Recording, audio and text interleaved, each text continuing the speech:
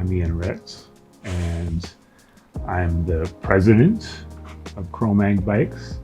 I'm Rebecca Ritz, and I'm the marketing manager at Chromag. I'm also the in-house photographer, and I do a bunch of different things here, a little bit of everything, a little bit of HR, a little bit of strategy, anything that needs to get done, really. It came to be by me wanting to make a bike and just having this desire to design and construct this bike.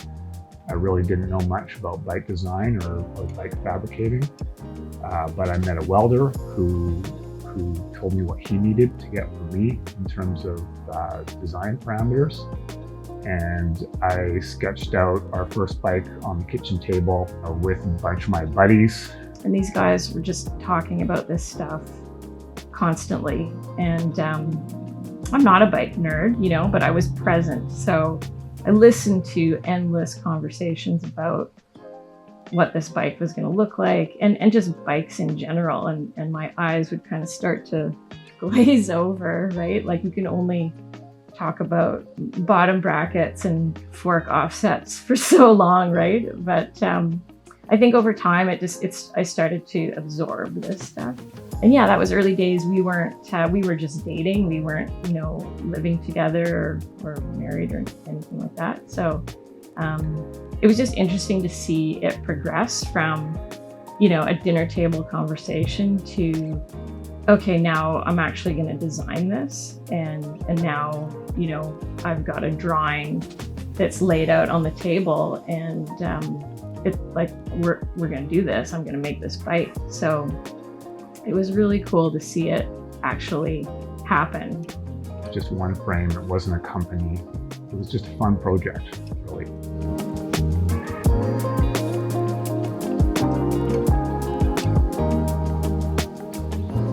Yeah, well, I was operating a bike shop at that time, and it was kind of the full suspension craze was really kicking in.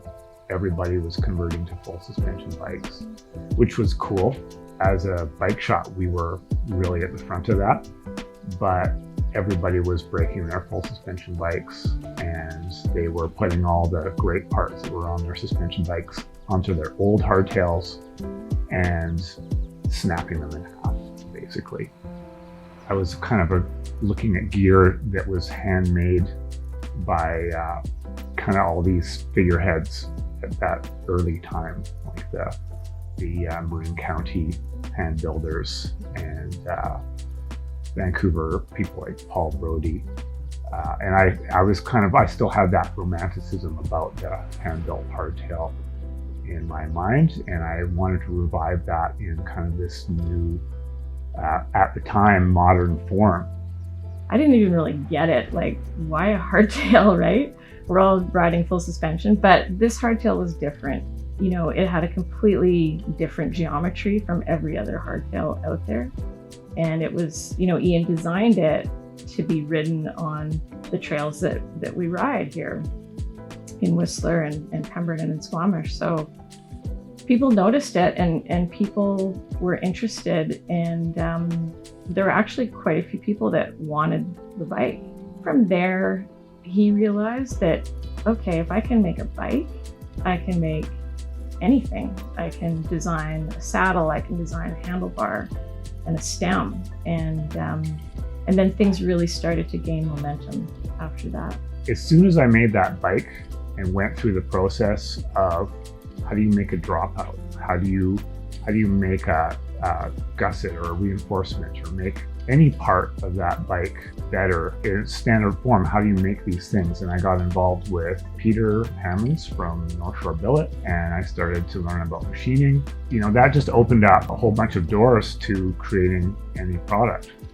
Peter and Chris at North Shore Billet started their business within the same year that I started Chromag, and they helped me design and machine the parts that made up hardtail frames, and then we started working together to make stems, chain rings, seat clamps, all kinds of little machine products like that.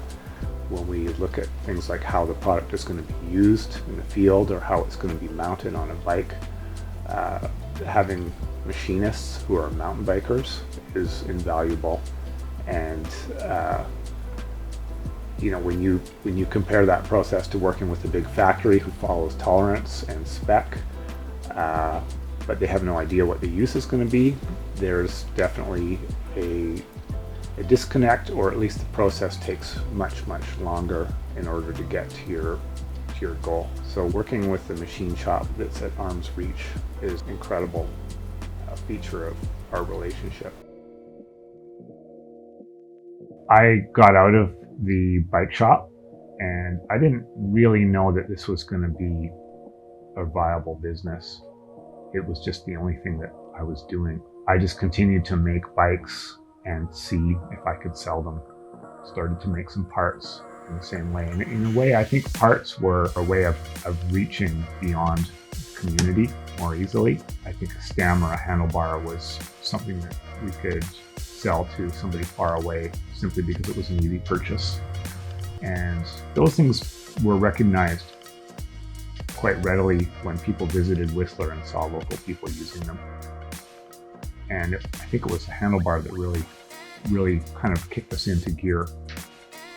It was a lucky and fortunate time that there was a need, a demand for a wide handlebar, simply put, a wide handlebar. And we had an opportunity to create that. And we couldn't make handlebars fast enough.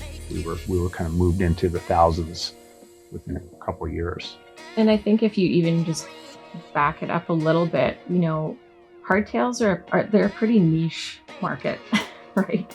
I mean, maybe you don't want to ride a hardtail, but hey, you might want this bar because it looks kind of cool and actually feels really good. So I think that was sort of the thing. That was the product that kind of took us from, a living room brand into something more.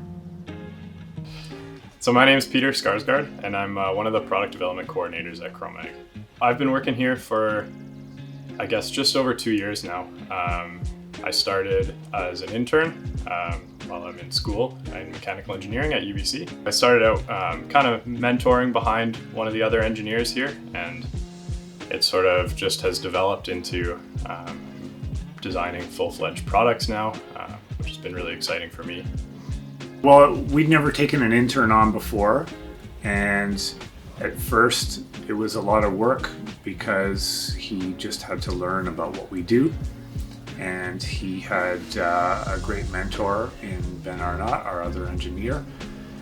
And we discovered quite quickly that Peter was extremely resourceful and a very quick learner and just very competent and intelligent.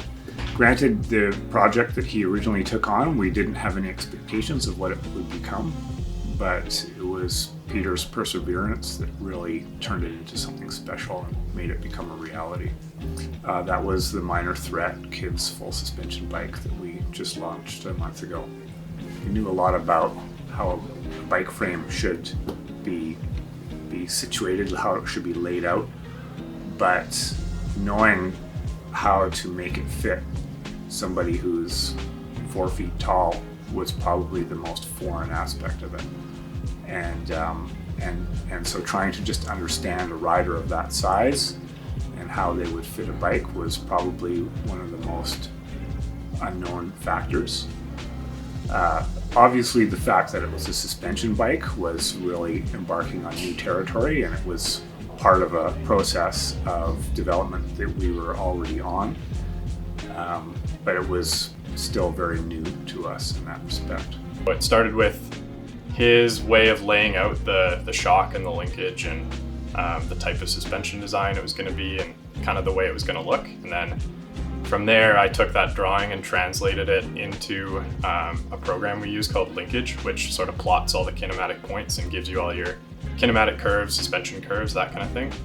So it's kind of a matter of balancing what we want to see aesthetically with the way that it's actually going to perform and behave. Try to get it as close to that original sketch as possible while still optimizing it for the way we want it to ride.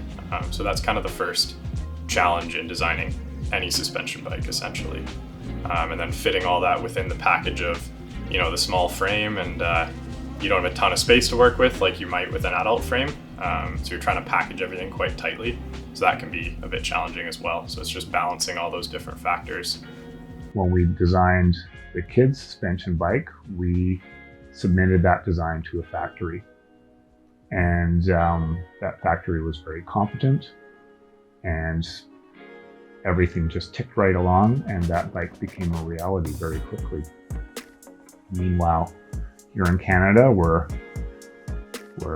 machining stuff in the machine shop, and then taking it over to the welder, and then sending it over to the painter, and then back to us. And we're getting there, but the kids' bike came together very quickly and efficiently through the help of the factory we partnered with.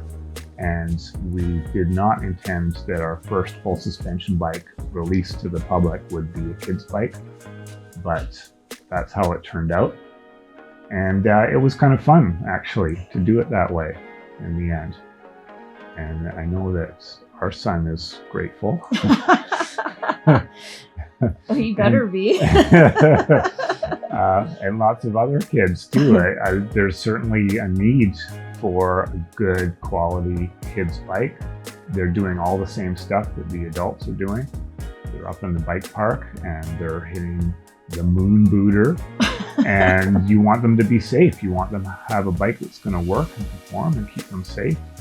And so it was a great first go for us.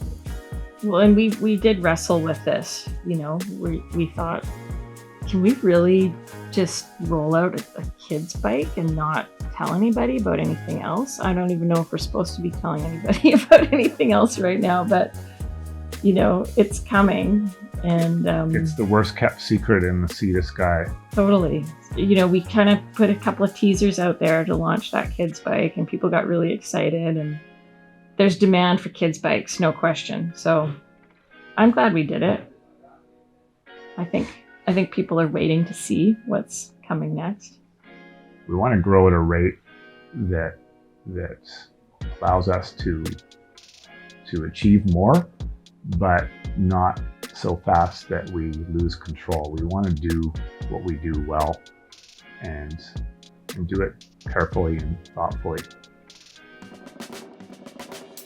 I'm really excited to see where this is going to go, but we've always been quite conservative, and yeah, hopefully we can also grow at a pace where it doesn't become it's sustainable for us. We work together. We have this partnership, and it is sometimes sort of all-consuming, and sometimes you do need a little break from it, and just taking some time for ourselves, I think, in the future is something that we look forward to.